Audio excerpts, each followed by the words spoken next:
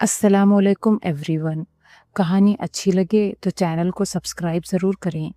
तो आइए सुनते हैं एक सांप की दिल दहला देने वाली कहानी। हमारे घर के पास रहने वाला सांप वो असल में सांप था या जिन किसी को पता नहीं चला।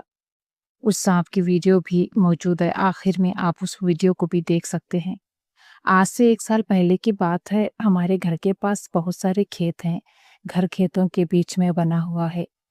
सामने कुछ आम के पेड़ हैं। घर के सीधी तरफ जो खेत था उसमें गन्ना उगाया गया था। उस गन्ने की कटाई कटाई के लिए वहीं पास के कुछ 8-10 लोग आए हुए थे। मैं उस वक्त घर पर मौजूद नहीं थी। मेरी अम्मी और हमारे पड़ोसी जो रिश्तेदार भी हैं वो मौजूद थे। उन लोगों ने दोपहर तक गन्ने की कटाई की और दोपहर होते ही हमारे घर के सामने मौजूद आम के पेड़ के नीचे आकर बैठ गए और खाना खाया, फिर सुस्ताने के लिए वहीं लेट गए।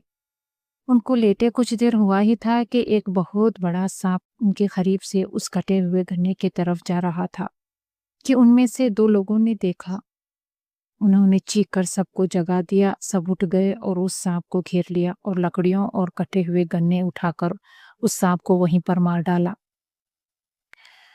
उस मरे हुए सांप को घर के सामने पड़ी खुली जमीन में झाड़ियां उगी हुई हैं, वहां फेंक कर आ गए। वो सांप कई दिनों तक वहीं टंगा हुआ था। मुझे जब पता चला तो मैंने भी जाकर उस सांप को देखा। तो वो सांप बहुत ही लंबा था। उसकी आंखें कुछ सुर्ख सुर्ख सी दिखाई दे रही थी। उस सांप को मरे करीब 2-4 महीने हो चुके थे। सब भूल चुके थे।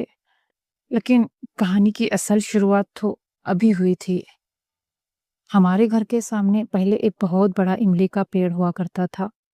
कुछ 4 साल पहले उसको काट दिया गया, लेकिन उसकी जड़ जमीन में वहीं मौजूद थी।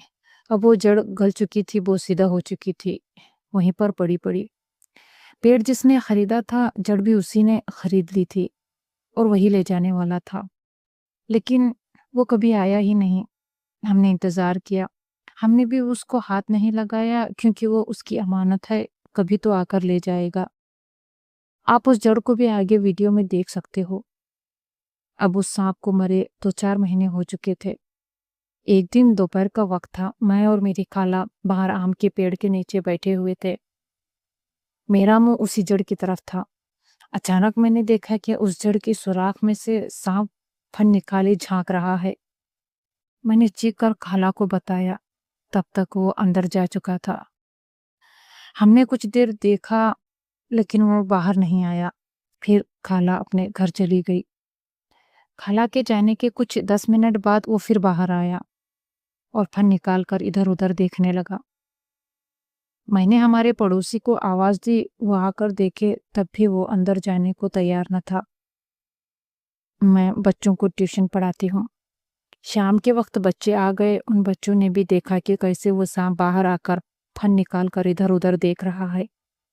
मेरे पास उस सांप की वीडियो भी है, आप आगे देख लेना। लेकिन वो सांप वहां से जाने को तैयार ही नहीं था, चाहे कोई भी आए, चाहे कितना भी शोर हो।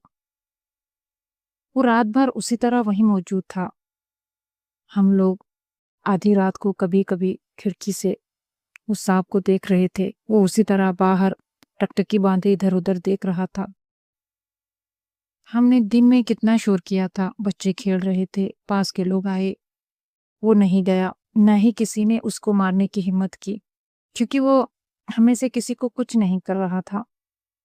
हमने फैसला किया कि दूसरे दिन उस जड़ को ही वहां से हटा देंगे।